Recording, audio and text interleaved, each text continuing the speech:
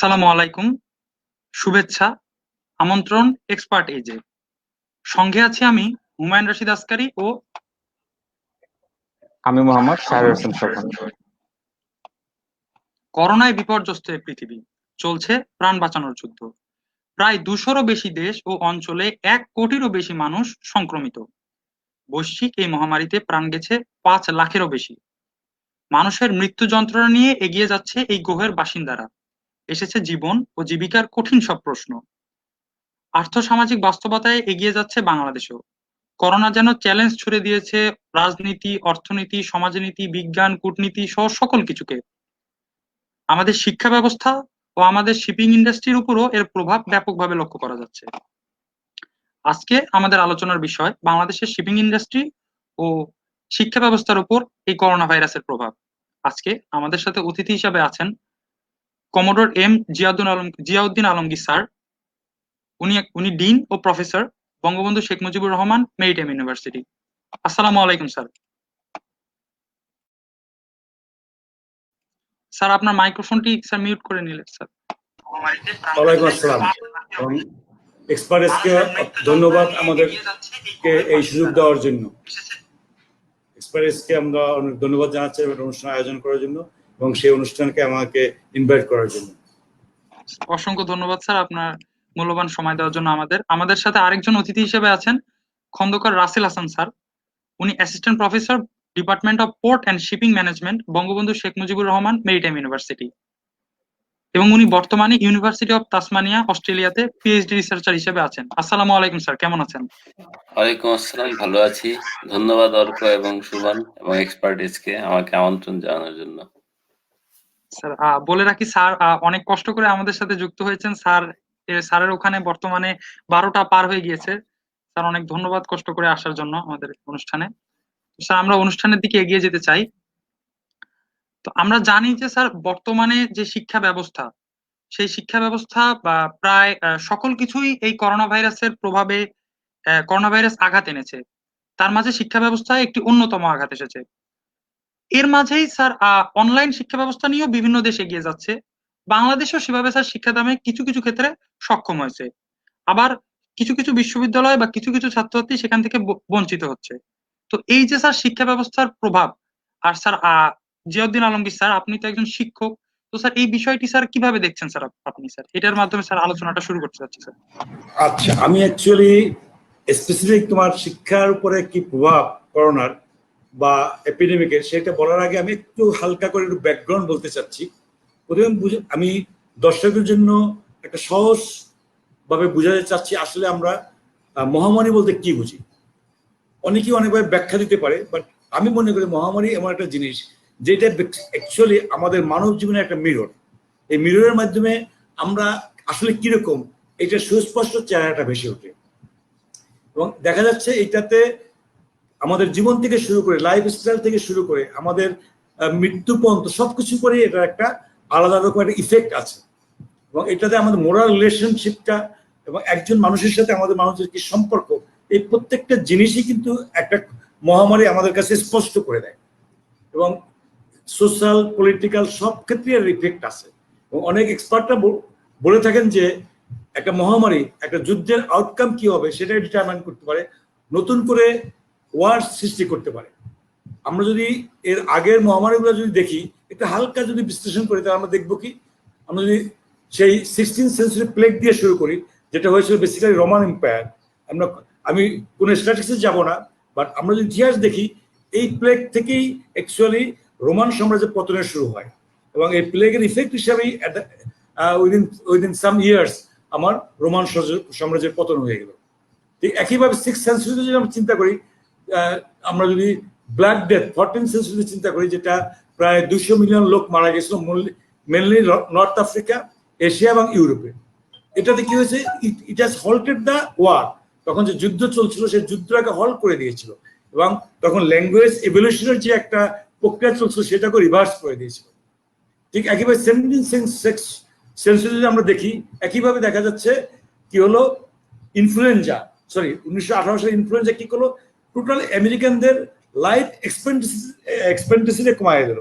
তাদের যে জীবনে যে বাঁচার যে একটা সময়সীমা যে অ্যাভারেজ লাইফ সেটা কমিয়ে দিল। সো এইগুলো যদি আমরা দেখি তাহলে দেখা যাচ্ছে যে আসলে যে কোনো মহামারী একটা মানুষের ডে টু ডে লাইফ থেকে শুরু করে সবকিছুর উপরেই একটা ইফেক্ট আনে। ঠিক একইভাবে করোনা ভাইরাসও অলরেডি কিন্তু আমাদের বিভিন্ন জিনিসের উপর একটা ইফেক্ট নিয়ে আসছে। এখন তো আমাদের সবার মনেই কতগুলো প্রশ্ন ঘুরে আসে। সে প্রশ্নটা কি আমরা সবাই জানি যে how far it will spread, এই করোনা আর কত দূর স্প্রেড করবে, how long will it last, কতক্ষণ এটা টিকবে এবং কত লোক মারা যাবে। তার সাথে ইম্পর্টেন্ট যেটা ফাইনাল কোশ্চেন যে what will be the new normal. আমরা এই টার্ম নিউ নর্মালটার প্রতি আমি একটু খেয়াল রাখতে বলছি যে এখন আমাদের নর্মাল জীবন একরকম ছিল, করোনার জন্য আমার নিউ নর্মালটা কি হবে। সো আমি এখন চলে যাচ্ছি এডুকেশনের বিরুদ্ধে সম্পর্কে। আমরা অলরেডি দেখেছি, যেটা বলেছিলাম যে করোনা ভাইরাসে আমাদের যেটা হয়েছে যে এডুকেশনটা আমাদের অনলাইন ভিত্তিক চলে যাচ্ছে। কিন্তু এই অনলাইন ভিত্তিক এডুকেশনের কি হচ্ছে, আমরা কিছু কিছু ইউনিভার্সিটি বা কিছু ইনস্টিটিউট কি করছে, তারা জুমের মাধ্যমে বা অন্য কোনো প্ল্যাটফর্মের মাধ্যমে স্টুডেন্টের সাথে একটা যোগাযোগ রাখার একটা শিক্ষা দেওয়ার ব্যবস্থা করতেছে। অ্যাট দ্য সেম টাইম এই কোর্সিয়া এরকম আরো কিছু আছে যারা করতেছে কি বিভিন্ন ফ্রি কোর্স অফার করতেছে অনলাইনে। It's good, but problem is that যে এতে হচ্ছে নাকি করোনাতে আমাদের ফার্স্ট এডুকেশন ইফেক্টটা কি হলো, আমরা ডিলে হয়ে যাচ্ছে, আমাদের কারিকুলাম, আমাদের সেশন সবকিছু কিন্তু ডিলে হয়ে যাচ্ছে। এটা এক নম্বর কারণ। সেকেন্ডলি, এটা একটা চ্যালেঞ্জ হয়ে গেছে। কাদের জন্য চ্যালেঞ্জ? স্টুডেন্টের জন্য চ্যালেঞ্জ, টিচারদের জন্য চ্যালেঞ্জ, এমনকি স্টাফদের জন্য চ্যালেঞ্জ। কারণ এই পুরো এবং এটা বাংলাদেশের মতো ডেভেলপমেন্ট কান্ট্রির চ্যালেঞ্জটা আরো বেশি। তার কারণ আমরা 100% স্টেবল নেটওয়ার্কটা মেনটেন করতে পারি না বা সবার নেটওয়ার্ক সুযোগ ইকুয়ালি দিতে পারি না। সবচেয়ে বড় প্রবলেম হচ্ছে লো ইনকাম যারা ফ্যামিলি আছে তাদের জন্য এটা চ্যালেঞ্জ হয়ে গেছে। কারণ আমরা জানি আমাদের অনেক স্টুডেন্ট আছে যারা একটু ইকোনমিক্যালি একটু পিছনের দিকে, তারা প্রথমত পাবলিক ইউনিভার্সিটি থেকে ট্রাই করে এবং দেখা যাচ্ছে তাদের নিজেদের খরচ না, ইভেন ফ্যামিলির কিছু খরচও তারা আর্ন করে বাই সাম আদার মিনস। সেটা কিন্তু বন্ধ হয়ে গেছে। এটা বন্ধ হয়ে যাওয়ার কারণে যারা একটু লো ইনকাম ফ্যামিলি আছে তাদের জন্য it has become a great challenge. তারপর অপরচুনিটি আছে অনেক। কি অপরচুনিটি? আমাদের এখন অনেক অনলাইন রিসোর্স হয়ে গেছে। যারা এই যে আমরা এখন যেটা করেছি এটাও কিন্তু ইভেন ফিউ ডেজ ব্যাক আমাদের জানা ছিল যে এইভাবে কিছু করা যায়। অনেক চ্যালেঞ্জ আছে, প্লাস আমাদের লার্নিং অপরচুনিটি বেড়ে যাচ্ছে। আমরা যেহেতু লার্নিং অপরচুনিটি বেড়ে যাচ্ছে সেই হিসাবে এখন সমস্যা যেটা হলো যে হোয়াট অ্যাকচুয়ালি উইল ডু। আমি যদি আরেকটা স্পেসিফিক যাই, হায়ার এডুকেশনে যাই, আমাদের দেখতে হবে হায়ার এডুকেশন কিন্তু অনেক রকম হতে পারে। There are some higher education basically arts related, কিছু আছে অ্যাডমিনিস্ট্রেশন রিলেটেড, কিছু আছে বিজনেস রিলেটেড, কিছু সায়েন্স রিলেটেড, কিছু আছে ইঞ্জিনিয়ারিং টেকনোলজি। সবার জন্য কিন্তু করোনাটা ইকুয়াল ইফেক্ট নিয়ে আসবে না। কারণ ফর এক্সাম্পল তোমরা যারা বিবিএ করতেছো এদের জন্য আমি মনে করি 100% অনলাইনে ক্লাস করা সম্ভব, কোনো সমস্যা নাই। But engineering science subject I think we are not still ready. সেটার জন্য আমাদের কি হবে, আমাদের গ্রাজুয়াল ট্রান্সফরমেশনটা করতে হবে। আমাদের নিউ নর্মালটা আমার মনে হয় আলটিমেটলি আমাদের ওই দিকেই চলে যেতে হবে। কারণ যদি করোনা ভাইরাসের প্রভাবটা চলেও যায় তারপরেও কিছুদিন আমাদের সোশ্যাল ডিস্টেন্স মেনটেন করে সবকিছু করতে হবে। এবং সেটা করতে গেলে আমাদের বোধহয় সময় এসেছে এখনই চিন্তা করা যে অনলাইন এডুকেশনের সবচেয়ে বড় চ্যালেঞ্জ যেটা পরীক্ষা সিস্টেমটা কি হবে।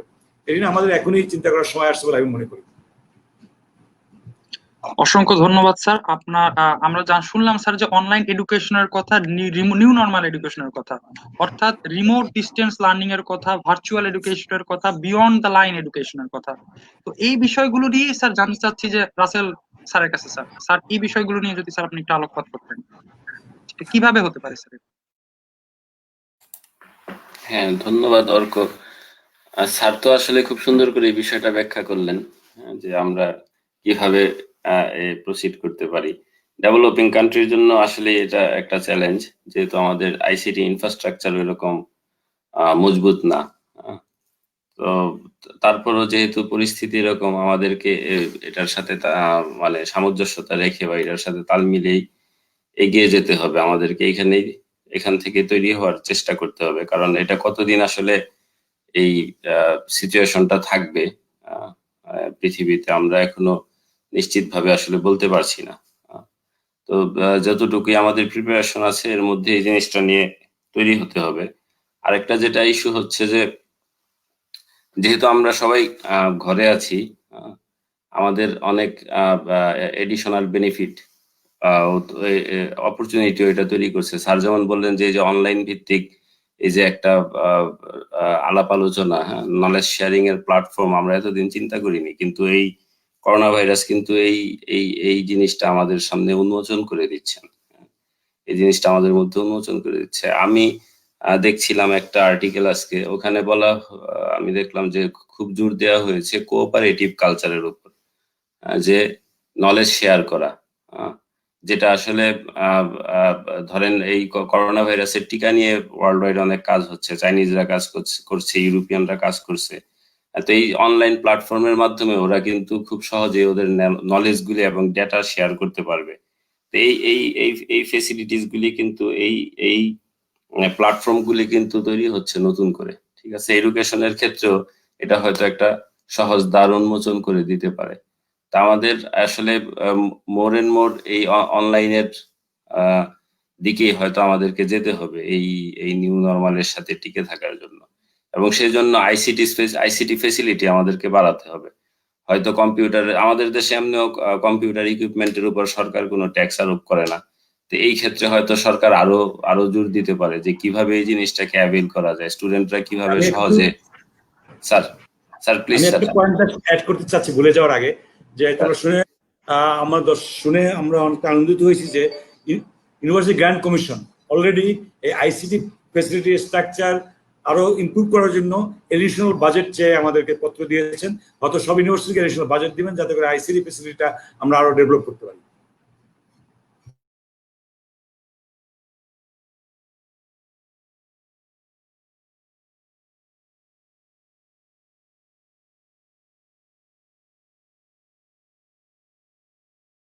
জি স্যার। স্যার আপনি বলছিলেন যেভাবে স্যার। হ্যাঁ, তা আমার কাছে এটাই মনে হয় যে আইসিটির উপরে আমাদেরকে জোর দিতে হবে বেশি করে আর কি এই জিনিসটা। আর যেটা যেমন স্যার বলছিলেন যে যারা সায়েন্স এবং ইঞ্জিনিয়ারিং এর স্টুডেন্ট, হ্যাঁ, ওদের প্র্যাকটিক্যালের ক্ষেত্রে এটা একটা বড় আসলে বাধা, যে প্র্যাকটিক্যাল ক্লাসগুলি আমরা কিভাবে অর্গানাইজ করব, ল্যাবরেটরির কাজগুলি আমরা কিভাবে আসলে স্টুডেন্টকে কিভাবে আমরা ডিসিমিনেট করব, এই জিনিসটা আসলে একটা চ্যালেঞ্জ। কিন্তু সবকিছুরই একটা সমাধান আসলে বের হয়, হয়তোবা ওরকম করে আমাদের স্টুডেন্টদেরকে ভিডিও তৈরি করে, টিচারদেরকে ভিডিও তৈরি করে হয়তো বা কোনো পোর্টালে আপলোড করতে পারবেন, যেটা আমরা ইউটিউবে অনেক কিছু এরকম ডেমনস্ট্রেশন দেখে থাকি। তো সেভাবে হয়তো আমাদেরকে আগাতে হবে আর কি।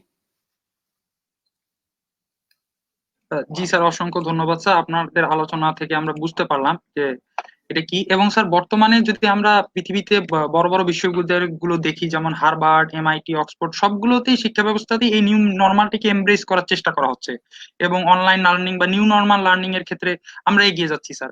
এবং আপনি যেভাবে বললেন স্যার যে বাংলাদেশের যে আমাদের স্যার মাননীয় শিক্ষামন্ত্রী ডক্টর দীপু মনি ও আমাদের সরকারও এইদিকে স্যার বিভিন্ন রকম পদক্ষেপ নিচ্ছেন, এবং স্যার উদাহরণ দিয়ে দেখালেন যে আমাদের ইউজিসি ইউনিভার্সিটি গ্র্যান্টস কমিশনও স্যার এইদিকে স্যার বিভিন্ন রকম পদক্ষেপ নিচ্ছে। তো এ থেকে স্যার আমরা বলতে পারি যে স্যার আমরা একটা ভালো দিকে এগিয়ে যাব স্যার। কিন্তু স্যার এই ক্ষেত্রে যে আমাদের একটা স্যার বিষয় প্রশ্ন আসছে যে এই সমস্ত কিছুই স্যার সবকিছুই সফল করতে গেলে স্যার আমাদের নেটওয়ার্ক বা ইন্টারনেট কানেকশনটা স্যার বিশেষ করে স্যার দরকার হয়। এর জন্য স্যার আমাদের সরকার সহ সকল বিভিন্ন রকম স্যার সুবিধা পাচ্ছি আমরা স্যার। এছাড়াও স্যার স্পেসিফিক্যালি স্যার সমস্ত স্টুডেন্টকে এই নেটওয়ার্কের আওতায় আনতে গেলে স্যার কিভাবে আনা যেতে পারে স্যার, এই বিষয়গুলো বা এই সমস্যাগুলো স্যার তারা যে ফেস করছে, সেই সমস্যাগুলো কাটিয়ে উঠতে গেলে স্যার কিভাবে কাটিয়ে ওঠা যেতে পারে স্যার? জি স্যার। আমি এখানে এক্সাম্পল দিতে চাই। পিপলস ইউনিভার্সিটি ইউএসএ, অনেক কত নাম শুনেছো। এটা প্রথম থেকে পুরো অনলাইন ইউনিভার্সিটি। তাদের প্রথম থেকে তাদের degree class everything they are doing online. So what actually they did, the common platform use করছে ঠিকই, বাট ফর ইউনিভার্সিটি তারা ডেডিকেটেড সফটওয়্যার তৈরি করেছে, যেটা অনেকেই করেছে। আমি শুনেছি অস্ট্রেলিয়াতেও করেছে, বাংলাদেশেও কিছু কিছু ইউনিভার্সিটি ব্র্যাক করেছে। তো মাধ্যমে তারা সকল স্টুডেন্ট, সকল শিক্ষক এবং সকল সাপোর্টিং স্টাফ তাদেরকে একটা প্ল্যাটফর্মে নিয়ে আসা আছে। যখনই তারা প্ল্যাটফর্মে নিয়ে আসা হয়েছে তখনই তারা প্রত্যেকটা জিনিস কাস্টমাইজ করে স্টুডেন্টদের ব্যবহার উপযোগী করা হয়েছে। এইটা একটা দিক গেল। বাট যেটা মেইন প্রবলেম, যেটা আমাদের কানেক্টিভিটি, দিস ইজ এই মুহূর্তে বড় চ্যালেঞ্জ। বাট আমরা আশাবাদী এখানেই, কারণ যেহেতু আমাদের মাননীয় প্রধানমন্ত্রী ডিজিটাল বাংলাদেশের স্বপ্ন দেখেছেন এবং ডিজিটাল বাংলাদেশে আমরা এগিয়ে যাচ্ছি, এবং এই ধাক্কাটা, করোনা ভাইরাসের ধাক্কাটা আমাদের দিল, এই ধাক্কাটাতে আমাদের কিন্তু ডিজিটাল বাংলাদেশে আরো আগে এগিয়ে নেবে। কাজে এই নেটওয়ার্ক প্রবলেমটা আমার মনে হয় গ্রাজুয়ালি উইল সলভ। যতক্ষণ সলভ না হয় ততক্ষণ আমাদের নানা রকম পদ্ধতি আগাতে হবে। অন অফ দ্য থিংস, যেমন আমরা এখন যেটা ইউনিভার্সিটি আমরা যেটা করেছি, those who are missing the Zoom class for any reason, আমরা কিন্তু কোর্স ম্যাটেরিয়ালস ইমেলের মাধ্যমে বা অন্য কোনো মিনসে কিন্তু পাঠানোর চেষ্টা করছি এবং তাদের সাথে আমরা যোগাযোগ রাখার চেষ্টা করছি গ্রুপিং ওয়েতে। এবং এইভাবেই আমাদের যেটা করতে, আমাদের ইউনিভার্সিটি তো অলরেডি শুনে খুশি হবো, আমাদের বিসি মহোদয় already directed ICT to make a platform like that, যেখানে আমাদের অল ইউনিভার্সিটি স্টুডেন্টকে ইন্টিগ্রেট করা যেতে পারে। আরেকটা ব্যাপার যেটা রাশা সাহেব বলতেছিলেন, আমিও বলেছিলাম যে ইঞ্জিনিয়ারিং স্টুডেন্টদের প্র্যাকটিক্যাল ক্লাসগুলা, এটাতে আমার জানা মতে আজকাল অনেক প্র্যাকটিক্যাল সিমুলেশনের মাধ্যমে করা হয়, ভার্চুয়াল ল্যাব বলা হয়। খুব সম্ভবত আমাদের ওই ভার্চুয়াল ল্যাবের দিকে আস্তে আস্তে যেতে হবে। জি স্যার, আপনি উদাহরণ দিয়ে দেখিয়ে দিলেন আমাদের স্যার। অর্থাৎ স্যার আমাদের একটা স্থায়ী ইন্টারফেস তৈরি করতে হবে স্যার। আপনার কথা থেকে আমরা বুঝতে পারলাম এই ভবিষ্যতে যদি এরকম আরো মহামারী হোক বা বিভিন্ন বিপদ কালীন, ও এছাড়াও এই এডুকেশনকে আরো স্যার ইন্ডাস্ট্রি 4.0 তে যে স্যার রেভলিউশন হচ্ছে বাংলাদেশে বা সারা পৃথিবী এগিয়ে যাচ্ছে, এই দিকে স্যার কাপ খাইয়ে যেতে গেলে আমাদের শিক্ষা ব্যবস্থায় এই চেঞ্জটা আনা দরকার স্যার। এখানেই স্যার আমাদের দর্শকেরা স্যার অনেকে প্রশ্ন করছেন অনেক, তো দর্শকদের বলে রাখি, আপনারা প্রশ্ন করার সময় যেই স্যারকে প্রশ্ন করতে চান স্পেসিফিক্যালি বলে দিলে ভালো হয়। তো এর মধ্যে স্যার রাসেল স্যারের কাছে একটি টপিক নিয়ে যাচ্ছি স্যার, তার আগে একটি প্রশ্ন নিয়ে যেতে চাচ্ছি স্যার এইদিকে, যে আমাদের মোস্তফা শাহিন স্যার কোয়েশ্চেন করেছেন যে স্যার কোন মেথডটা এই অনলাইনের এক্সামে নেওয়ার জন্য ভালো হতে পারে স্যার। স্যার বোধ স্যারের কাছে উনি জানতে চাচ্ছেন স্যার। রাসেল স্যার, আপনি যদি স্যার একটু স্যার রাসেল স্যারের কাছে যেতে চাচ্ছি, এই বিষয়টা একটু বলতেন। আসলে আমি আমি কিছুদিন আগেও জিয়াউদ্দিন আলমগীর স্যারের সাথে এরকমই একটা ইয়েতে ছিলাম, মানে ডিসকাশনে ছিলাম। সেখানে আমি এই এএমসির এক্সাম্পল আমি দিয়েছিলাম, এএমসি তে কিভাবে করছে আর কি। এক্সামটা এএমসি তে তিন ধাপে করা হচ্ছে। আন্ডার গ্রেড, টারশিয়ারি এবং মাস্টার্স এবং পিএইচডি স্টুডেন্টদের জন্য 3 পদ্ধতি ওনারা অনুসরণ করেছেন। যেমন পিএইচডি স্টুডেন্টদের জন্য তো ওরা প্রজেক্টের আন্ডারে কাজ করে থাকে, তো এই ইনচার্জে সুপারভাইজার নিজেই থাকেন। তো এটা সুপারভাইজারের কমপ্লিট ফ্রিডম, কিভাবে উনি কি করবেন। তো সুপারভাইজার এবং পিএইচডি স্টুডেন্ট ওনারা নিজেদের মধ্যে একটা আলোচনার মাধ্যমে এর একটা পদ্ধতি নিজেরাই ডেভেলপ করে নিচ্ছেন যে কিভাবে তাদের ইভালুয়েশন হবে। আর মাস্টার্সের স্টুডেন্টদের ক্ষেত্রে যেটা হচ্ছে, তাদের পুরো পরীক্ষার পদ্ধতিটাই এখন অ্যাসাইনমেন্ট বেসড হয়ে গেছে। তাদেরকে বড় আকারের অ্যাসাইনমেন্ট দেওয়া হচ্ছে এবং অনলাইনে তারা সেই অ্যাসাইনমেন্ট জমা দিচ্ছেন। আর আন্ডারগ্রেড স্টুডেন্টদের যেটা হচ্ছে, তাদের পরীক্ষা নেওয়া হচ্ছে এবং এটার জন্য যে স্যার যেরকম বললেন কিছুক্ষণ আগে, জিয়াউদ্দিন আলমগীর স্যার আমাদের এই ইউনিভার্সিটিতেও একটা সফটওয়্যার ডেভেলপ করেছে।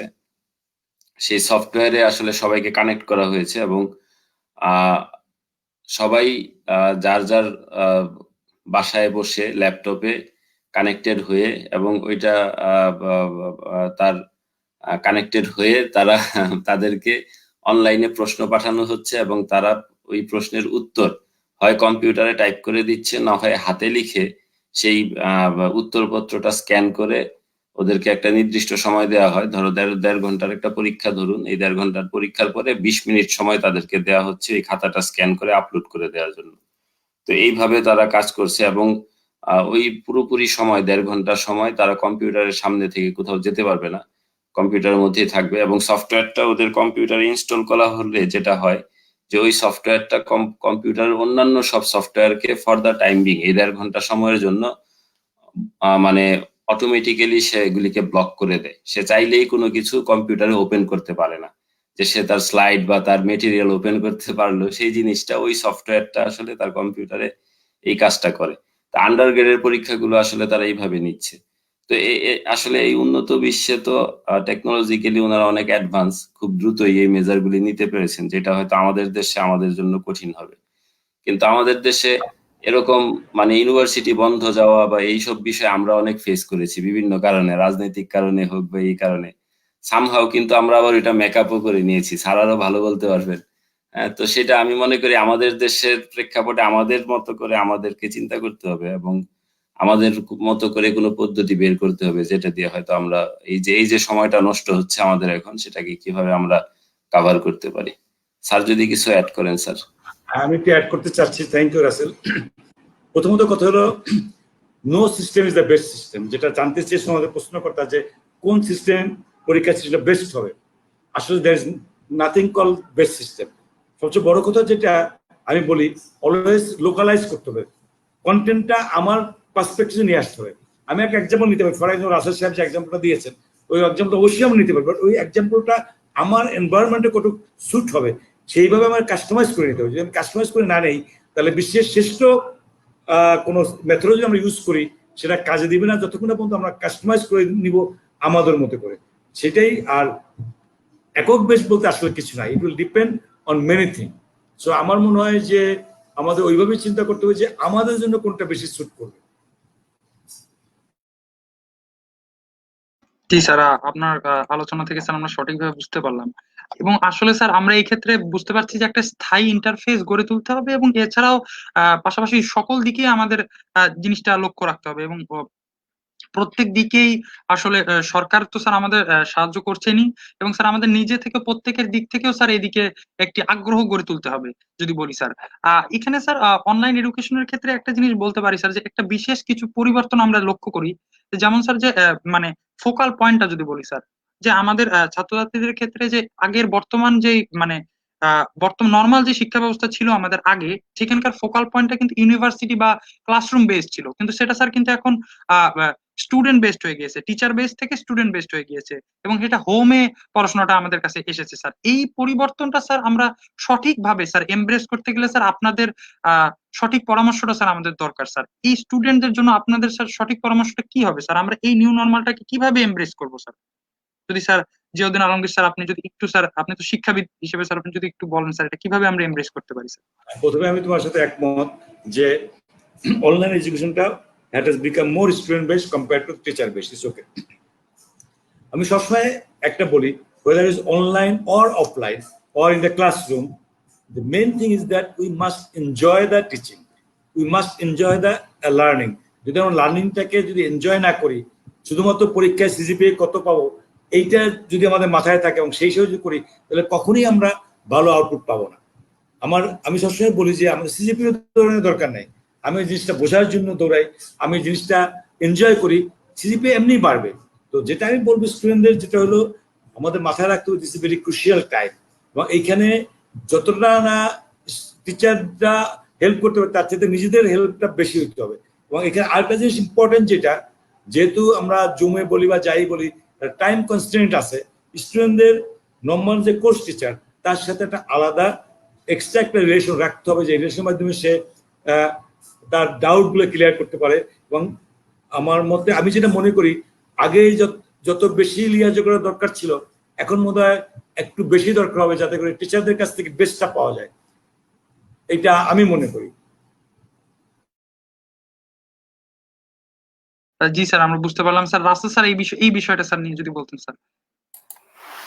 হ্যাঁ, আমিও স্যারের সাথে একমত। হ্যাঁ, আর এখানে আসলে স্টুডেন্টদেরকেই মেইন রোলটা প্লে করতে হবে। হ্যাঁ, যে শিক্ষার আগ্রহটা স্টুডেন্টদের মধ্যে নিজেদের থেকেই তৈরি করতে হবে এই জায়গায়, এবং নিজেদেরকে দায়িত্ব নিতে হবে।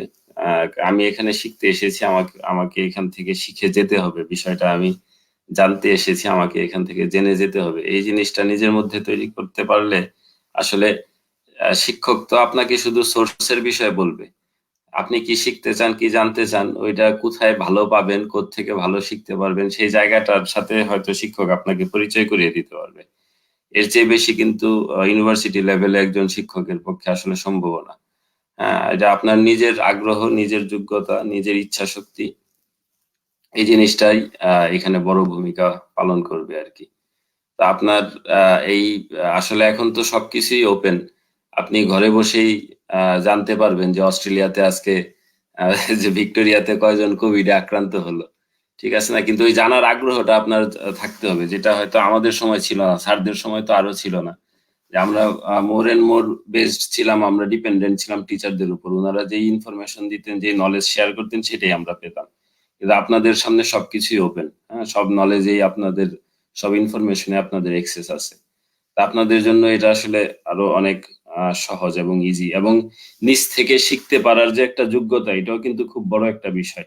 কেউ আপনাকে শিখিয়ে দিল আর আপনি নিজে থেকেই শিখলেন, এই যে এই প্যান্ডেমিকের কারণে কিন্তু এই নিচ থেকে শিখতে পারার যোগ্যতাটাও আপনাদের মধ্যে খুব বেশি করে তৈরি হচ্ছে বলে আমি মনে করি। তো অবশ্যই এখানে স্টুডেন্টদেরকেই মেইন রোল প্লে করতে হবে এবং নিজের মধ্যে আগ্রহটা তৈরি করতে হবে। জি স্যার, অর্থাৎ স্যার আপনাদের কথা থেকে আমরা বুঝতে পারলাম যে স্যার যেটা আমাদের বললেন স্যার, যে we must enjoy the learning, আমাদের পড়াশোনাটা বা লার্নিংটা স্যার এনজয় করতে হবে স্যার। এই নিয়ে স্যার আমরা আমরা দর্শকদের স্যার অনেক সাড়া পাচ্ছি স্যার, অনেক প্রশ্ন এসেছে স্যার আমাদের। তো আমরা এরপরে স্যার শিপিং নিয়ে স্যার একটু আলোচনা করব স্যার, আবার আমরা এই টপিকে ফিরে আসবো। তো সংক্ষিপ্ত কিছু প্রশ্ন স্যার নিতে চাই আমরা সংক্ষেপে স্যার। তো আমরা চলে যাচ্ছি শাহরিয়ার হোসেন শোভনের কাছে। শোভন, কিছু প্রশ্ন নিয়ে। ধন্যবাদ অর্ক। থ্যাংক ইউ স্যার, আপনাদের দুইজনকে, আপনারা বেশ ভালো মতো জিনিসটা বুঝিয়ে দিয়েছেন। তারপর স্যার রাকিব রহমান উনি কোশ্চেন করছেন যে আমাদের বর্তমান সিস্টেমে যে কারিকুলামের সাথে আমরা রান করতেছি অনলাইন শিক্ষা ব্যবস্থার সাথে, এই কারিকুলামটার কি কোনো পরিবর্তন আনা কি দরকার বলে আপনারা দুজন কি মনে করেন, সেই বিষয়টি রাকিব রহমান আপনাদের কাছ থেকে জানতে চেয়েছেন। হ্যাঁ, এক কথা যদি আমি উত্তর দেই, অবশ্যই পরিবর্তন দরকার। থিওরিটিক্যাল গুলোতে না হলেও প্র্যাকটিক্যালে অবশ্যই পরিবর্তন দরকার। এবং শুধু আমার কারিকুলামের পরিবর্তন না, আমার way of exam, continuous assessment সবগুলোতেই আমার পরিবর্তন আনা দরকার আছে। যেমন আমি একটু আগে বলতেছিলাম যে প্র্যাকটিক্যালের কথাই, আমাদের গ্র্যাজুয়ালি ভার্চুয়াল ল্যাবরেটরি দিকে যেতে হবে। রিয়েল ল্যাব থেকে আমাদের প্র্যাকটিক্যালি ভার্চুয়াল ল্যাবে দিয়ে যেতে হবে। আবার রাসেল সাহেব একটু একজন বললেন যে মাস্টার্সটা আপনার কন্টিনিউ অ্যাসাইনমেন্ট বেস করতেছে। That is also good idea. But আমরা যেটা এখন এই মুহূর্তে যেটা করছি, আমরা ঠিক ব্যাপক পরিবর্তনে আমরা এই মুহূর্তে যাচ্ছি না। তবে অলরেডি আমরা এটা মাথায় এনেছি, আমরা এই কারিকুলামটা এইভাবে আমরা সাজাতে চাচ্ছি যাতে অনলাইনে ক্লাস নিতে অসুবিধা না হয়। ফর এক্সাম্পল, কিছু ম্যাথমেটিক্যাল সাবজেক্ট এখন থিওরিটিক্যাল সাবজেক্টও কিন্তু অনলাইনে ক্লাস নিতে প্রবলেম হয়ে যাচ্ছে। তো এইটাই কিভাবে অনলাইনে বুঝিয়ে করা যায় সেটা অবশ্যই মাথা রেখে আমাদের কারিকুলাম অবশ্যই চেঞ্জ করতে হবে। এবং আসার কথা, বঙ্গবন্ধু মেরিটাইম ইউনিভার্সিটি অলরেডি এই কারিকুলাম মডিফিকেশনের কাজ হাতে নিয়েছে। ধন্যবাদ জিয়াউদ্দিন স্যার। রাসেল স্যার, আপনি যদি স্যার অ্যাড করি যে আমরা আরেকটু ছোট্ট অ্যাড করি যে আমরা কিন্তু পরীক্ষার সিস্টেম, কন্টিনিউয়াস অ্যাসেসমেন্টেও কিছু পরিবর্তন এনেছি। আমরা যেমন ক্লাস টেস্টগুলো আমরা নিচ্ছি অনলাইনে। হ্যাঁ, আমরা এক একজন এক এক প্রক্রিয়া হয়তো ফলো করছি, বাট সেটা আমরা স্ট্যান্ডার্ড করার চেষ্টা চলছে। কেউ হয়তো ওপেন বুক পরীক্ষা নিচ্ছি, কেউ হয়তো অন্যভাবে নিচ্ছি, বাট আমরা কিন্তু চেঞ্জ করছি। এবং আমরা মাস্টার্সের মিড টার্ম এক্সামটাও আমরা অনলাইন নেওয়ার চিন্তা ভাবনা করছি। সো কারিকুলাম ডেফিনেটলি আমাদের চেঞ্জ করতে হবে। হ্যাঁ, আমি স্যারের সাথে একমত, অবশ্যই চেঞ্জ করতে হবে। কারণ এটা তো একটা নতুন পরিস্থিতি, নতুন ভাবে আমাদেরকে চিন্তা করতে হবে। এবং ক্লাসরুম বেসড এডুকেশনে আমরা স্টুডেন্টদের উপর যে পরিমাণ লোড হয়তো দিতে পারতাম, সেই পরিমাণ লোডও হয়তো এই ক্ষেত্রে দেওয়া সম্ভব হবে না। তো সেই জন্য সেই আঙ্গিকে, সেই সাথে সামঞ্জস্যতা রেখে আমাদেরকে অবশ্যই কারিকুলামে কিছু পরিবর্তন আনতে হবে। ধন্যবাদ স্যার। আশা করি রাকিব রহমান তার প্রয়োজনীয় উত্তরটি পেয়ে গেছেন। আরেকটি কোশ্চেন স্যার আনবো, যেহেতু আমাদের কারিকুলামের সাথে এগিয়ে আমাদের এডুকেশন সিস্টেম এগিয়ে যাচ্ছে, সেহেতু স্যার এডুকেশন সিস্টেমের সাথে রান করার জন্য এক্সাম জিনিসটাও বেশ গুরুত্বপূর্ণ, এবং এক্সাম শেষ হওয়ার সাথে সাথে সার্টিফিকেট একটা বিষয় এসে পড়ে। মিরাজুল সমিত প্রশ্ন করেছেন যে ভার্সিটি থেকে আমরা যখন, যদি আল্লাহ না করুক এই জিনিসটা যদি কন্টিনিউয়াস চলতে থাকে, আর আমরা যদি ভার্সিটি থেকে সার্টিফিকেট নিয়ে বের হই, সেটা কতটা ভ্যালুয়েবল হবে? অনেকেই বলে যে হতেছে এটার ডিমান্ড খুব একটা নাকি থাকবে না। সেই বিষয়টি স্যার আপনারা দুজন যদি একটু ক্লিয়ার করে বলতেন। প্রথমে আমি একটু জাস্ট বলতে চাচ্ছি, কিছুদিন আগে আমি একটা ফেসবুকেই বোধহয় একটা দেখেছিলাম, একটা কার্টুন টাইপের। তো দেখা গেল যে অনলাইনে একজন একটা ছেলে সিভিল ইঞ্জিনিয়ারিং পাস করেছে, so he has designed A bathroom. তো দেখা গেল বাথরুমে যে এখান থেকে পানিটা যাবে সেটা উঁচু করে রেখেছে। তো এগুলো হলো, but I don't believe it. কারণ এখনো বিশ্বে অনেকে, যে বললাম পিপল ইউনিভার্সিটির কথা বললাম, 100% অনলাইন। হ্যাঁ, আমরা পরীক্ষাটা কিভাবে নিচ্ছি, কতটুকু স্বচ্ছতা আমরা বজায় রাখতে পারি, তার উপর নির্ভর করবে এই সার্টিফিকেটের কতটুকু দাম হবে। আমরা যদি ওপেন সার্টিফিকেট দিয়ে দিই, দ্যাটস ডিফারেন্ট থিং। বাট আমরা যদি কনভিন্স করতে পারি আমাদের এক্সাম সিস্টেম, আমাদের এডুকেশন সিস্টেম ওয়াজ প্রুভ, তাহলে এই সার্টিফিকেট কোনো সমস্যা হবে বলে আমি ব্যক্তিগতভাবে মনে করি না। বাট বললাম ওইটাই যে আমরা কতটুকু এটা এনশিওর করতে পারবো, দ্যাট ইজ ইম্পর্টেন্ট। যে আমরা, যে রাজা সাহেব যেটা বললেন, ওরা সফটওয়্যার করেছে, when you sitting in the exam all others application is turned off, so তুমি চাইলেও তুমি বই খাতা দেখতে পারো। সেকেন্ড, সে কম্পিউটার সামনে উঠতে পারবে না, কাজে বইও দেখতে পারবে না। কাজে এগুলো যদি আমরা ইনশিওর করতে পারি, I don't think that certificate value certificate devalue হবে বলে আমি মনে করি না। বাট অনেক প্রাইভেট ইউনিভার্সিটি করতেছে, যেমন দেখলাম যে অ্যাভারেজ করে মার্কিং দিয়ে দিচ্ছে বা নাম কস্ট এইগুলি করলে ভিন্ন কথা। বাট সেটাই আমাদের যে নিউ কারিকুলামটা ওইভাবে যদি ফোকাস করি, ফোকাস করে আমি বুঝাইতে পারি না we actually did not compromise the quality of education, তাহলে সার্টিফিকেট করার সমস্যা হবে বলে আমি মনে করি। এবং স্যার এই ক্ষেত্রে আমি মনে করি স্যার ছাত্রদেরও অনেক দায়িত্ব আছে, ওদেরকেও প্রমাণ করতে হবে যে আমরা আসলে সার্টিফিকেটটা এমনি নিয়ে আসিনি, আমরা কিছু শিখে সার্টিফিকেটটা নিয়ে এসেছি। এই জিনিসটা ফিল্ডে ওদেরকেও প্রমাণ করতে হবে, এবং এটা যদি প্রমাণ করতে পারে না, আমার মনে হয় না যে এতে কোনো সমস্যা হবে, ঠিক আছে না? কারণ ওয়ার্ল্ডের এখন অনেক বড় বড় ইউনিভার্সিটি অনলাইনে ডিগ্রি দিয়ে থাকে, এবং সেই অনলাইন ডিগ্রির কিন্তু ওয়ার্ল্ড ওয়াইড অনেক অ্যাকসেপ্টেন্সও আছে। এমআইটি থেকে অনলাইন ডিগ্রি নিলে সেই ডিগ্রিরও কিন্তু অনেক ভ্যালু আছে। তো এটা ইউনিভার্সিটি টু ইউনিভার্সিটি আসলে ভেরি করে, ইউনিভার্সিটির রেপুটেশনের সাথে বিষয়টা যায়। আপনি একটা পাবলিক ইউনিভার্সিটি থেকে সার্টিফিকেট নিয়ে আসছেন, অবশ্যই এটার ভ্যালুয়েশন অন্যরকম হবে, এবং কোন ইউনিভার্সিটি কিভাবে পড়াশোনা করাচ্ছে এই খবর কিন্তু আসলে চলে আসে বাজারে। এটা মানে এমন কোনো জিনিস না যে এটা লুকানো যাবে, ঠিক আছে না? আর আপনারাই হচ্ছেন আমাদের মানে প্রোডাক্ট মার্কেটে, ঠিক আছে না? তো আপনাদেরকেই আপনাদের যে আপনারা যে এই সার্ভিসটা দিতে পারবেন, এই জিনিসটা আপনাদেরকেই প্রমাণ করতে হবে। ফলে দায়িত্বটা আসলে আপনাদের উপরই, ভয় পাওয়ার কিছু নাই। যদি আপনারা নিজেদেরকে তৈরি করতে পারেন, ভয় পাওয়ার কিছুই নেই। এই যে রাসেল সাহেব যেটা বললেন, তোমাদের দায়িত্বটা বেশি, এখানে ছোট্ট একটা উদাহরণ দেই। আমি কিছুদিন আগে কোনো একটা অনলাইন ক্লাস নিয়েছিলাম, তো I wanted to be a very liberal, so what I did, I just গোটা বিষয়ে কোশ্চেন দিয়েছেন, টাইম দিয়েছি, ইউ আনসার ইট। কেউ কেউ করেছে কি, আমার যে ক্লাস নোট ও কাট অ্যান্ড পেস্ট করে আমার কাছে পাঠিয়েছে। তো এইটা যদি করো তাহলে সার্টিফিকেট তো ওরকমই হবে, তাই না? টিচারও যদি ওরকম করি, আমি যদি না ধরতাম, অ্যান্সার কারেক্ট দেখে যদি ফুল মার্ক দিতাম, তাহলে কি আমিও কিন্তু কোয়ালিটির সাথে কম্প্রোমাইজ করতাম। So it's both way, teacher student both way দায়িত্ব এটা। আমার সার্টিফিকেটটা ভ্যালুয়েবল কিনা সেটাকে ভ্যালুটা ধরে রাখার দায়িত্ব আমাদের দুজনেরই। ধন্যবাদ স্যার। আশা করি দর্শকদের যাদের মনে এই ধরনের কোশ্চেন গুলো ছিল তারা সবাই এটার মাধ্যমে ক্লিয়ার হয়ে গেছে। ধন্যবাদ যারা কমেন্ট করছেন, আশা করি কমেন্ট করতে থাকবেন, আপনাদের গুরুত্বপূর্ণ মতামত দিতে থাকবেন। আমি পরবর্তী টপিকে চলে যাচ্ছি। ধন্যবাদ স্যার। আমরা কোয়েশ্চেন নিচ্ছিলাম। আমরা স্যার আপনার আলোচনা থেকে এটা বুঝতে পারলাম যে আমাদের অত্যন্ত গর্বের সাথে বলতে পারি যে আমরা বঙ্গবন্ধু শেখ মুজিবুর রহমান মেরিটাইম ইউনিভার্সিটিতে যে আপনি বললেন যে শিক্ষা কারিকুলাম বা এই সমস্ত কিছুই আমাদের দিকে লক্ষ্য রাখা হচ্ছে, যাতে করে আমরা নিউ নর্মালটাকে বা সঠিক জিনিসটাকে সবচেয়ে ভালোভাবে এমব্রেস করতে পারি। এবং এই ক্ষেত্রে স্যার আপনি স্যার আমাদের জন্য যে উপদেশটা দিলেন স্যার, সেটাই স্যার মিরাজুল সমীর যে প্রশ্নটা করেছিল যে স্যার আমাদের কি এটা কেমন ভূমিকা ফেলবে বা এটা কাজে লাগবে নাকি, এই ক্ষেত্রে স্যার আপনি আমাদের যে মূল্যবান বাণীটি দিলেন যে sir we must enjoy our learning, এটা ফলো করেই স্যার আসলে আমাদের যদি পড়াশোনা করি আমরা, তাহলে স্যার বোধহয় আমরা সঠিকভাবে সব দিকেই স্যার এগিয়ে যেতে পারবো।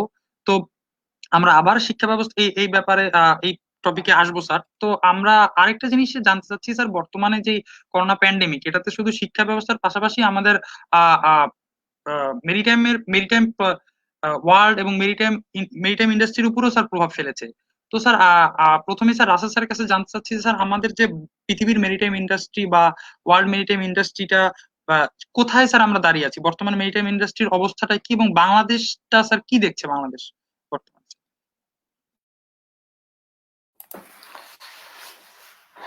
আসলে মেরিটাইম ইন্ডাস্ট্রি হচ্ছে এমন একটা ইন্ডাস্ট্রি, আমরা বলি যে ডিমান্ড ড্রিভেন ইন্ডাস্ট্রি।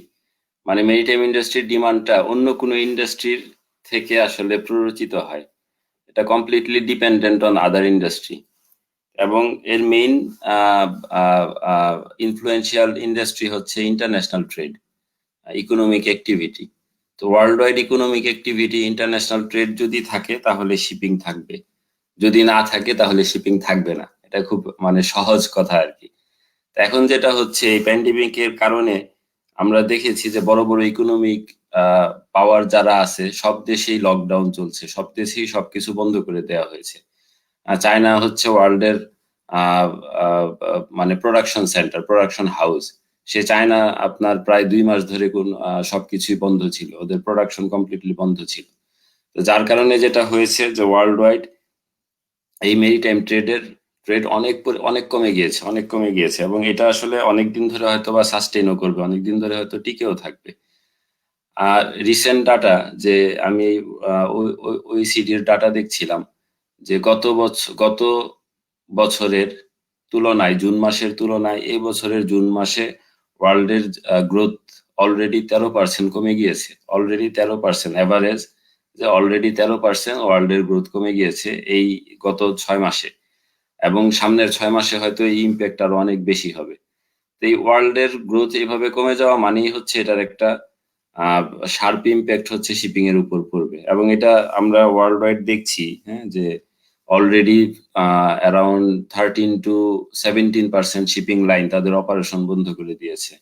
হ্যাঁ, তারপর যেটা হয়েছে যে পোর্টগুলিতে যেটা হচ্ছে, পোর্টের সবগুলি মোস্ট অফ দ্য লার্জেস্ট পোর্টের ওয়্যার হাউসগুলি মালামালে পরিপূর্ণ হয়ে আছে, নাম্বার অফ কন্টেইনার্স এখানে জমে আছে। হ্যাঁ, কারণ কি প্রোডাকশন বন্ধ, সেজন্য কি হচ্ছে এসব ইম্পোর্টের মালামাল এই প্রোডাকশন হাউসগুলি বা ইউজাররা পোর্ট থেকে ক্লিয়ার করছে না, যাতে করে কি হচ্ছে টোটাল ওয়ার্ল্ড ট্রেডেই একটা মানে সাপ্লাইয়ের শর্টেজ দেখা যাচ্ছে।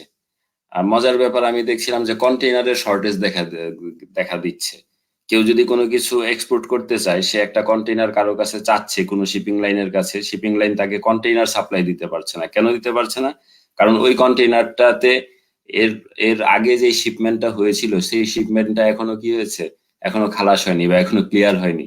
সেই কারণে কন্টেইনারটা তাদের কাছে ব্যাক করছে না, এবং তারা নতুন কোনো এক্সপোর্টারকে বা শিপারকে সেই কন্টেইনার সাপ্লাই দিতে পারছে না। তো শিপিং এর উপরে আসলে এটা একটা অনেক বড় ইম্প্যাক্ট আমরা দেখতে পাচ্ছি, এবং এটা হয়তো সাস্টেইনও করবে, কারণ এই কখন আমরা এই থেকে মুক্তি পাবো এবং ওয়ার্ল্ড ইকোনমিক মানে সিনারিও কখন আবার আগের অবস্থায় চলে আসবে, এটা ঠিক এই মুহূর্তে বলা আসলেই খুব কঠিন। জি স্যার, অর্থাৎ আমরা স্যার আপনার ইয়ে থেকে বুঝতে পারলাম যে আপনি বললেন যে maritime industry is a demand driven industry. আর যেহেতু এই ইন্ডাস্ট্রির উপরে স্যার এরকম বিভিন্ন রকম শুধু ইন্ডিভিজুয়াল ইম্প্যাক্ট আমরা মেরিটাইম ইন্ডাস্ট্রির উপর বলতে পারি না, আমরা বিভিন্ন যে ইন্ডাস্ট্রি গুলোর আছে সবগুলোরই স্যার একটা সামেশন এর উপর স্যার ইম্প্যাক্ট করছে স্যার মেরিটাইম ইন্ডাস্ট্রির উপরে। এবং স্যার আমরা দেখতে পাচ্ছি যে চিটাগাং পোর্টে টার্ন অ্যারাউন্ড টাইম ইনক্রিজ হয়েছে, কার্গো ব্লকেজ দেখা দিচ্ছে। এছাড়াও স্যার আমরা নানা রকম মেরিটাইম ইন্ডাস্ট্রিতে প্রবলেম দেখতে পাচ্ছি। তো স্যার এই সমস্ত সমস্যাগুলো নিয়ে আপনি স্যার কিভাবে দেখছেন এই সমস্যার দিকগুলো স্যার? জিয়াউদ্দিন আলমগীর স্যারের কাছে জানতে চাচ্ছি। প্রথমে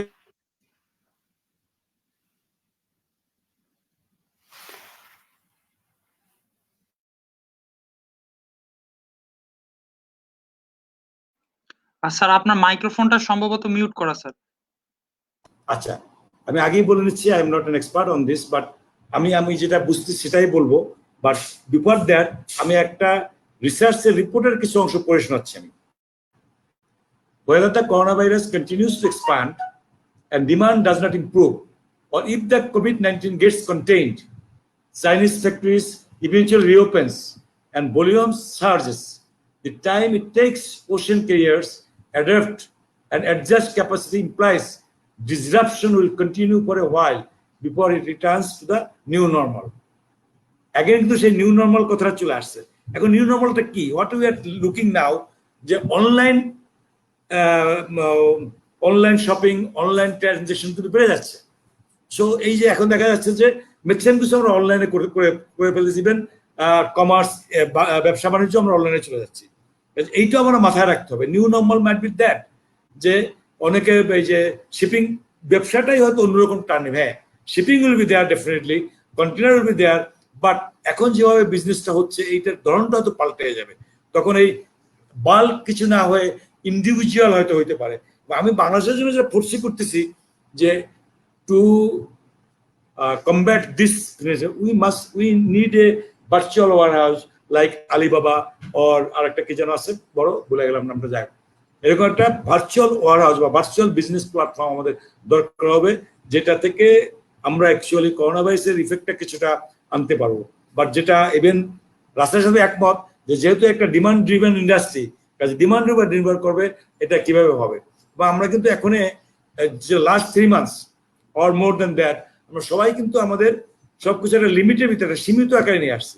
এই সীমিত আকার কারণেই কিন্তু সবকিছু সীমিত হয়ে যাচ্ছে। শুধুমাত্র চায়নাতে, আমেরিকাতেই প্রায় আমার জানা মতে প্রায় 15 to 20% পোর্ট যে অ্যাক্টিভিটিস এটা কিন্তু কমে গেছে। Call of ship has reduce. Call of আবার যেটা আবার অ্যাগেইন যে আমাদের পোর্টগুলোতে রেস্ট্রিকশন থাকার কারণে বিভিন্ন পোর্টে বিভিন্ন রকম রেস্ট্রিকশন দেওয়া হয়েছে, এটার কারণে আমাদের কার্গো হ্যান্ডলিং বা কন্টেনার হ্যান্ডলিং কিন্তু ডিলে হচ্ছে। সো রিটার্ন কার্গো পাইতেও কিন্তু অসুবিধা হচ্ছে। বাট আমি যদি সংক্ষেপে বলতে চাই যে will have to wait and see and we have to have a new normal and we have to be adjust with that new normal. জি স্যার, আপনি শিপিং এ নিউ নরমাল নিয়ে কথা বলেন স্যার। এই দিকে স্যার যেহেতু আসাই হলো, একটা জিনিস না বললেই নয় যে বর্তমানে স্যার আমরা কিন্তু সকল কিছুতে এই নিউ নরমাল জিনিসটা দেখছি এবং পরিবর্তনটা স্যার লক্ষ্য করছি। যেমন যদি ছোট দিক থেকে বলি যে আমাদের স্যার বর্তমানে যে আলিবাবার উদাহরণ দিলেন স্যার, তারপরে দারাজ, এরকম বিভিন্ন স্যার যে অনলাইন শপিং গুলো আছে, মানুষ স্যার সেই দিকে ঝুঁকে পড়ছে এই করোনা কালে, যেখানে হিউম্যান ইন্টারাকশন কম এবং অনলাইনে জিনিসপত্র কেনা বেচা হচ্ছে। অনলাইন এডুকেশনের মতো স্যার কমার্সটাও ই কমার্স বা অনলাইন কমার্সের দিকে ঝুঁকে যাচ্ছে। যেমন স্যার আমরা লক্ষ্য করতে পারি যে বাজারে যে জিনিসপত্র কেনার চেয়ে প্রোডাক্টটা স্যার অনলাইনে অর্ডার করছে সেক্ষেত্রে। তো এইরকম ক্ষেত্রে শিপিং এর ক্ষেত্রেও স্যার আমরা দেখতে পারি যে বিভিন্ন রিসার্চ আর্টিকেলও বর্তমানে তারা বলছে আনম্যানড ভেসেল গুলো যেগুলো আছে, যে অটোনোমাস শিপ বলতেছি আমরা, সেই ক্ষেত্রে এই অটোনোমাস শিপ গুলোর উপরে স্যার তারা প্রভাব বা অটোনোমাস শিপ গুলোর উপরে স্যার ইনভেস্ট করতে যাচ্ছে বড় বড় ইনভেস্টররা। এই বিষয়ে স্যার রাসেল স্যার যদি একটু আলোকপাত করতেন বা বলতেন। হ্যাঁ, আসলে অটোনোমাস ভেহিকল আসলে নতুন কোনো কনসেপ্ট না। হ্যাঁ, অন্য ইন্ডাস্ট্রিতে অটোনোমাস ভেহিকলের ব্যবহার অনেক আগে থেকেই আছে। হ্যাঁ, বিশেষ করে যে ড্রোন আমরা ড্রোনের কথা শুনে থাকি। হ্যাঁ, তো ড্রোন শিপমেন্টের কথাও ইদানিং শোনা যাচ্ছে। ইভেন এই করোনা ভাইরাসের ইম্প্যাক্টে বড় বড় উন্নত বিশ্বে আমরা দেখেছি যে ছোটখাটো শিপমেন্ট কারো বাসায় পৌঁছে দেওয়ার জন্য এই ড্রোন ব্যবহার করা হয়েছে। তো অটোনোমাস শিপ নিয়ে অনেকদিন ধরেই কথাবার্তা হচ্ছে এবং 2018 এর দিকে আসলে 2018 এর মাঝামাঝি আইএমও প্রথম এগ্রি করে যে অটোনোমাস শিপ নিয়ে আসলে কোনো আরো কিছু দূর চিন্তা করা যায় কিনা বা এই জিনিসটাকে বাস্তবে আনা যায় কিনা। কিন্তু যা বিষয়টা যেটা হচ্ছে, আইএমও এই জায়গাতেও এখনো বলে রেখেছে যে সীমিত আকারের শিপিং এর জন্য হয়তো বা অটোনোমাস শিপিং আমরা যেতে পারি, যে শর্ট ডিস্টেন্সে ছোট্ট মানে অল্প পরিমাণে মালামাল ক্যারির জন্য হয়তো আমরা অটোনোমাস শিপিং এর দিকে যেতে পারি। কিন্তু একটা কন্টেইনার শিপ 14,000 কন্টেইনার নিয়ে যাচ্ছে, ওই শিপটা কমপ্লিটলি আনম্যানড আকারে পাঠানো কতটা সেফ, কতটা সিকিউর, এখনো ওই জিনিসটা আসলে অনেক রিসার্চের বিষয় রয়ে গিয়েছে। রিসেন্ট একটা স্টাডিতে দেখা গেছে ওয়ার্ল্ড ওয়াইড শিপাররা 18% শিপার স্টিল তারা বিশ্বাস করে যে অটোনোমাস হয়তো ভালো একটা দিক আনতে পারে। তার মানে কি নাই 82% শিপার এখনো অটোনোমাস শিপিং এর উপর রিলাই করতে রাজি না। হ্যাঁ, যে এত বড় জিনিস আসলে করা যায় কিনা। কিন্তু ছোট্ট শিপমেন্টের ক্ষেত্রে বা এই ছোট্ট ডিস্টেন্সের ক্ষেত্রে অটোনোমাস শিপিং এর বিষয়টা আসছে। এই করোনা ভাইরাসের ইম্প্যাক্টের কারণে যেখানে সবকিছুই রেস্ট্রিক্টেড, সেখানে অটোনোমাস শিপিং এর কথাটা আবার আলোচনায় এসেছে। কিন্তু এখনো বিষয়টা আসলে অনেক রিসার্চের এই জায়গায় রয়ে গিয়েছে আসলে এটার ফাইনাল ইমপ্লিমেন্টেশনের বিষয়ে, যে কতদূর জিনিসটা আসলে আগানো যায়। হ্যাঁ, এই বিষয়টা পাশাপাশি হচ্ছে যে এটা আসলে এমন ছোট কোনো বিষয় না, এটা আসলে অনেক সময় নিয়ে আগাতে হবে, কারণ এটাও একটা নিউ নরমাল যেটা স্যার বলছিলেন। এই জন্য আমরা আসলে তৈরি আছি কিনা।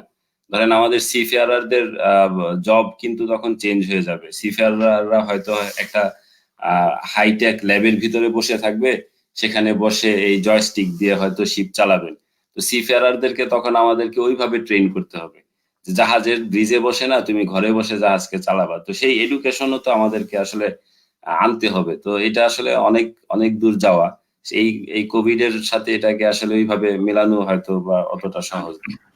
আমি একটু অ্যাড করতে চাই, রাসেল যেটা বলেছে ভেরি রাইটলি, কিন্তু এইটা কিন্তু অনেক আগ থেকেই চলতেছে। কাজে করোনার সাথে বা কোভিড-19 সাথে এটা কিন্তু সরাসরি রিলেশন আছে বলে আমিও মনে করি। এক, দুই, যেটা বললো আমরা যদি ইভেন এয়ারলাইন্স গুলো দেখি, আমরা জানি না তোমরা সবাই আমার সাথে একমত হবে কিনা, এয়ারলাইন্সে কিন্তু নর্মালি পাইলট অ্যান্ড কোপাইলটের কাজটা হলো বেটো দেওয়া ছাড়া কাজ নাই। কিন্তু বেসিক্যালি তার যে ব্ল্যাক বক্সে যে প্রোগ্রাম করা আছে, প্রোগ্রাম অনুযায়ী কিন্তু চলে।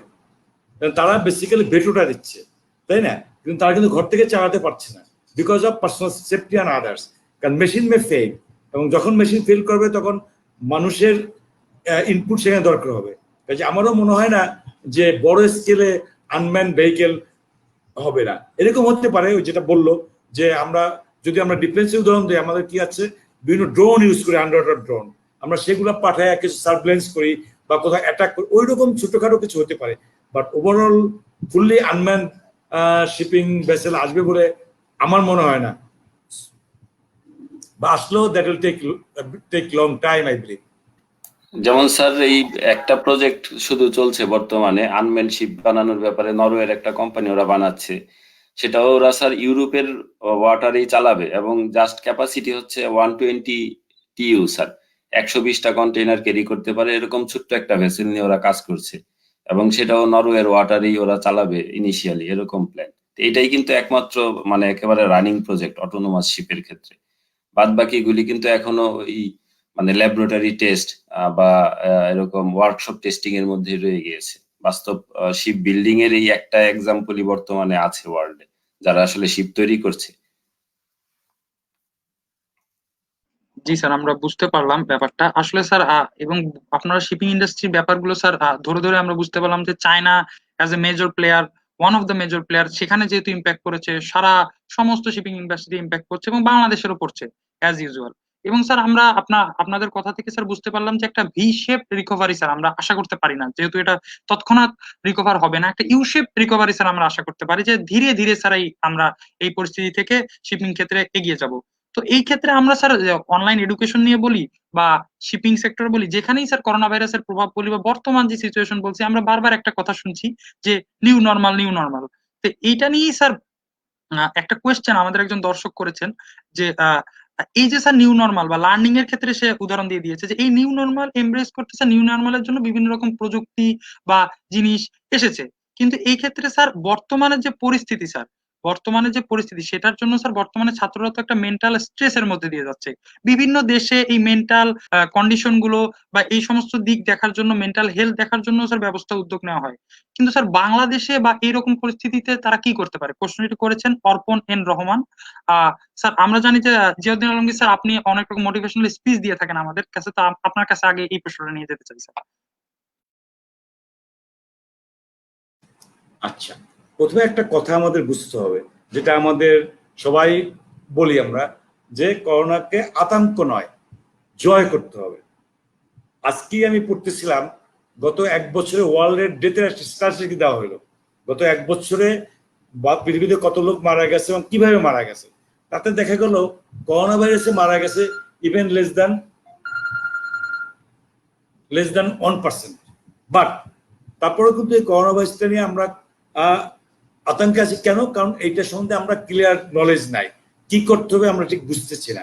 তো এখানে আমি যেটা বললাম যে হতাশ হওয়ার কিছু নাই, এই জন্যই হতাশ হওয়ার কিছু নাই কারণ আমরা এর আগেও পৃথিবীতে মহামারী হয়েছে, মহামারীতে অনেক চেঞ্জ আনছে, মানুষ কিন্তু আবার অ্যাডপ্ট করে নিয়েছে। আমি নিউ নর্মাল বলতে ওইটাই বোঝাচ্ছি, আমরা লাইফ স্টাইলটা, আমরা যে মনে করি যে হাত ধোয়া ফর এক্সাম্পল, এই অভ্যাসটা কিন্তু আমাদের করোনা ভাইরাস ওভার হয়ে গেল, কিন্তু আমার অভ্যাসটা কিন্তু যাবে না।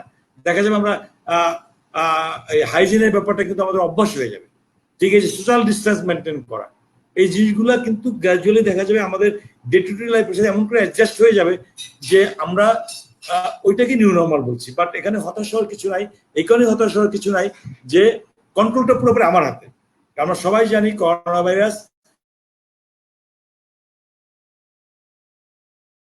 আমাকে অ্যাটাক করতে হলে either through my mouth or my nose or my eyes, এবং এই তিনটা কিন্তু আমরা কন্ট্রোল করতে পারি। তিনটাই কন্ট্রোল করার মেইন কিন্তু আমার হাত।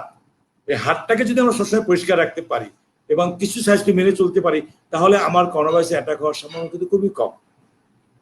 এইটা যদি আমরা মাথায় রাখি, এবং আগেই যেটা বললাম যে আমাদেরকে এই ডিপ্রেশন জিনিসটা মাথায় আনা যাবে না, উইল হ্যাভ টু অ্যাডাপ্ট। আমাদের অনেক কিছু করতে হবে, যেমন যেটা আমরা আগে করিনি এইখানে কিন্তু করছি। এখন আমি মনে করো ফ্যামিলিকে বেশি সময় দিচ্ছি, যেটা আমি আগে হয়তো নর্মাল লাইফে পারিনি। আবার অল দ্য আদার হ্যান্ড আমার কিন্তু সোশ্যাল গ্যাদারিংসটা কমে গেছে। বাট এইখানে সবকিছু যদি আমরা মিলে চিন্তা করি, তাহলে আমাদের মনে করি ডিপ্রেস হওয়ার কিছু নাই। We need to learn how to adapt with the new situation. Russell স্যারের কাছে এই প্রশ্নটা নিয়ে যেতে চাই স্যার।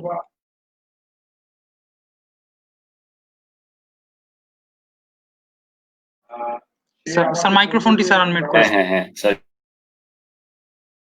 অবশ্যই একমত, হ্যাঁ, যে এটাকে আসলে আমাদের আরো এটাকে নিয়ে আমাদের স্টাডি করতে হবে, এবং যেহেতু information is open very much এখন, তো আমাদেরকে নিজেদেরকে ওইভাবে তৈরি করতে হবে, হ্যাঁ, যে কিভাবে এর সাথে কোপ করা যায়, হ্যাঁ, কিভাবে আমরা এটাকে আসলে ভ্যাকসিন যতদিন পর্যন্ত না আসছে, হ্যাঁ, ততদিন পর্যন্ত এটা থেকে কিভাবে নিজেকে বাঁচিয়ে রেখে নিজের ডেভেলপমেন্টটা করা যায়, থেমেও থাকা যাবে না, আবার এটা থেকে নিজেকে বাঁচিয়েও রাখতে হবে আর কি।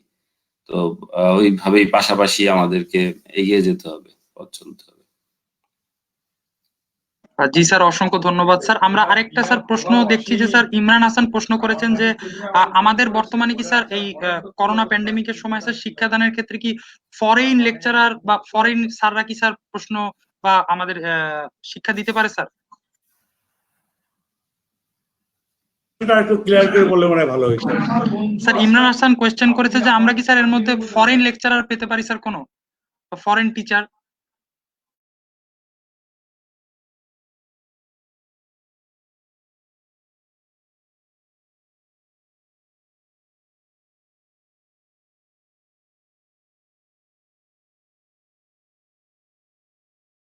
স্যারের বোধহয় নেটের সমস্যা হয়েছে স্যার, আমরা রাসেল স্যারের কাছে যেতে চাচ্ছি কোয়েশ্চেনটা নিয়ে স্যার। হ্যাঁ, আসলে অবশ্যই আমি মনে করি এখন একটা অপরচুনিটি যে ফরেন টিচারদেরকে আমাদের সাথে কানেক্ট করার, হ্যাঁ, যেহেতু অনলাইন প্ল্যাটফর্ম আমরা ইউজই করছি, তো আমার মনে হয় আমরা অ্যাপ্রোচ করতে পারি, বা বিদেশে যারা এক্সপার্টিজ আছেন, যদিও তাদের ব্যস্ততা হয়তো বা আগের চেয়ে এখন বেশি, কারণ এই অনলাইনেই ওনাদেরকে অনেক কাজ করতে হচ্ছেন, বাট আমার মনে হয় এটা একটা অপরচুনিটি আমাদের জন্য, আমরা অ্যাপ্রোচ করে দেখতে পারি যে ওনাদেরকে আমরা কানেক্ট করতে পারি কিনা আমাদের স্টুডেন্টদের জন্য। স্যার, ওরা ফরেন ফ্যাকাল্টির বিষয়ে জানতে চাচ্ছিল আর কি স্যার, যে ফরেন ফ্যাকাল্টি অ্যাড করা যায় কিনা। এটা আমরা যেটা বলি, অলরেডি আমরা গত একাডেমিক কাউন্সিল মিটিং এ আমরা সিদ্ধান্ত নিয়েছি, আমরা আমাদের ইউনিভার্সিটির সমস্ত ফরেন ফ্যাকাল্টি এনেছি, এদেরকে আমরা ইনশাল্লাহ অনলাইনে ক্লাস প্ল্যাটফর্মের সাথে সংযুক্ত করছি, এবং আপ টু ডিসেম্বর আমরা ফিজিক্যালি তাদেরকে ইউনিভার্সিটিতে আনার চেষ্টা করছি না। আমরা চাচ্ছি স্পেশালি যারা আমাদের রেগুলার কিছু ফরেন আছে, লয়ার কিছু আছেন, প্রফেশনাল আছে, বা অন্য কেউ যদি থাকে, এদের সবাইকে আমরা এবং এই জন্য already we are working on it, এবং আমরা খুব শীঘ্রই এই ফরেন ফ্যাকাল্টি থেকে দেখতে পাবো আমাদের জুম ক্লাসে ইনশাআল্লাহ। জি স্যার, অসংখ্য ধন্যবাদ স্যার। আমরা আমাদের অনুষ্ঠানের একবারে শেষ পর্যায়ে চলে এসেছি স্যার। তো শেষে যদি স্যার আপনারা কিছু বলতে চান স্যার। আমি শুধু একটাই বলবো, যেটা আগেও বলেছি, সবসময় বলি, যে প্রথমত যেটা বললাম, you are to enjoy the learning. Second যেটা আমি বলি সবসময়, যে একটা মানুষের সাকসেস চারটা জিনিস নির্ভর করে। এটা আমি সবসময় বলি, যে কি তার লাক টু সাম এক্সটেন্ট, তার নলেজ, তার হার্ড ওয়ার্কিং অ্যান্ড অ্যাটিটিউড। এই চারটার সবচেয়ে বড় এবং বড় asset attitude. So we must have the habit to have the positive attitude regarding everything. যাই আসুক জীবনে, বাধা বিঘ্ন যাই আসুক, আমাদের অ্যাটিটিউডটা যদি পজিটিভ থাকে, ইনশাল্লাহ আমাদের সাকসেস আসবে। এইটা আমি রিকোয়েস্ট করবো সবাইকে, আমরা লেখাপড়া করবো ফর এনজয়মেন্ট, এবং আমাদের অ্যাটিটিউড সবসময় পজিটিভ রাখবো, সো দ্যাট যেই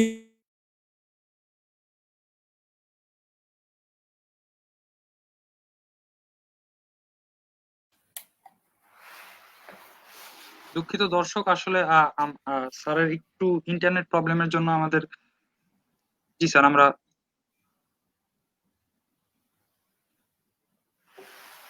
স্যার স্যার রাসেল স্যার আপনি যদি বলতেন স্যার, স্যার ফিরে আসলে আমরা আমি আবার আসলে এডুকেশন নিয়ে তো ডিন স্যার অনেক কথাই বললেন, আমি শিপিং নিয়ে দু একটা কথা বলি।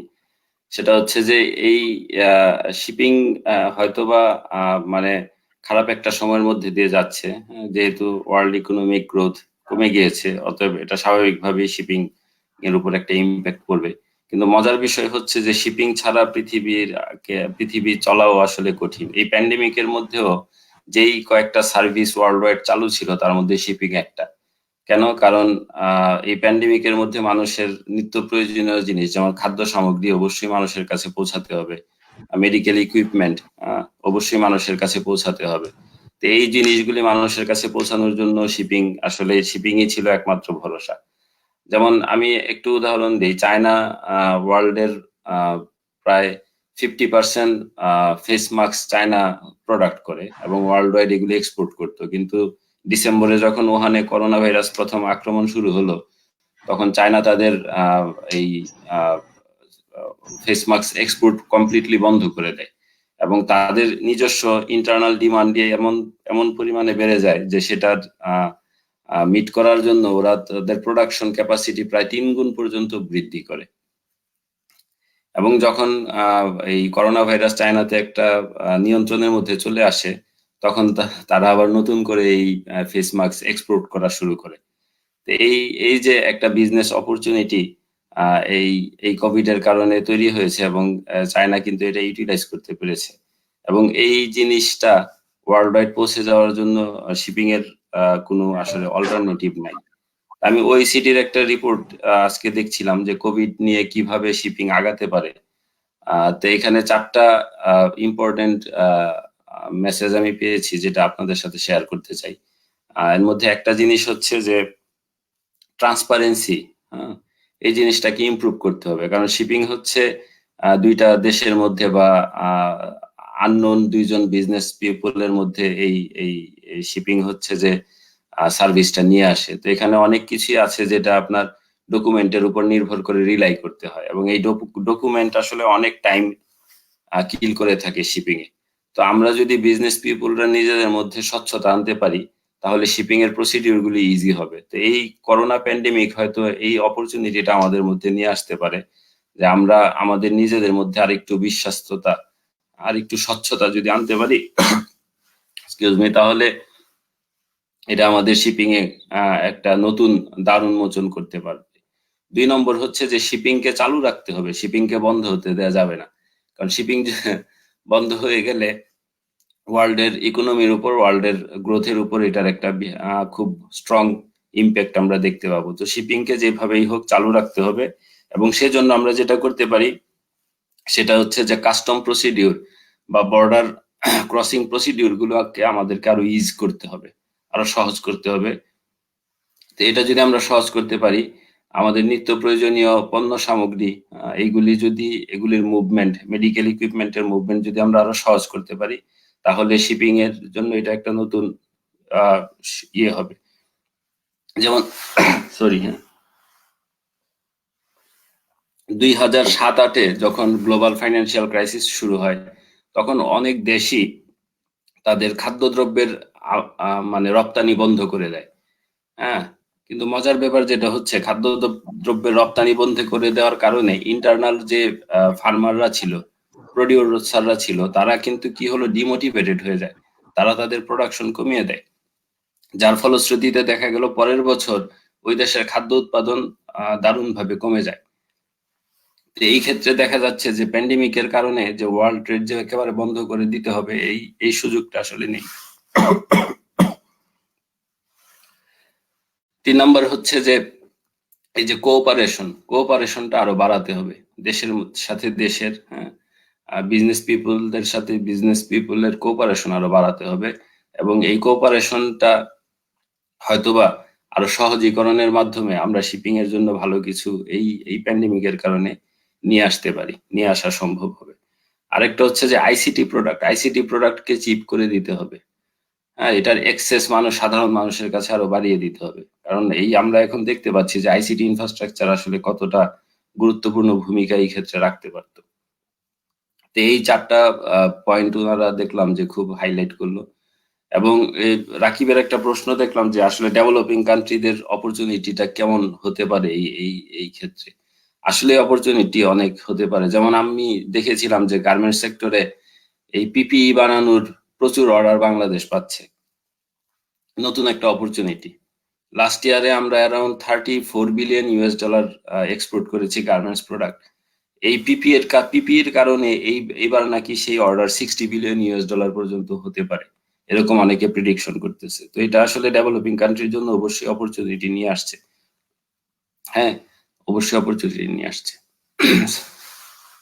একটু ছোট করে একটু বলতে একটা কথা, জি স্যার, এবার আপনার কথা শুনে আমার রাসেলের কথা শুনে আমার মনে হলো, সেটা হলো করোনা ভাইরাস আরেকটা জিনিস কিন্তু করেছে, it has exposed the vulnerability of the supply chain. এই যে সাপ্লাই চেইনের যে ভালনারেবিলিটি এবং সাপ্লাই চেইনের যে দুর্বলতা আছে, এই দুর্বলতা কিন্তু করোনা ভাইরাস আমাদের চোখে আঙ্গুলকে দেখিয়ে দিয়েছে। ইট ইজ এ টাইম এই দুর্বলতা কাটিয়ে আমাদের সাপ্লাই চেইনটাকে আরো ইমপ্রুভ করে আমাদের যেটা আমাদের লাইভহুড বা লাইফের ব্লাড বলতে পারি, সেই বিজনেসকে বা শিপিং বিজনেসটাকে আমাদেরকে বাঁচিয়ে রাখতে হবে। অসংখ্য ধন্যবাদ স্যার। আমরা একেবারেই শেষ পর্যায়ে চলে এসেছি স্যার।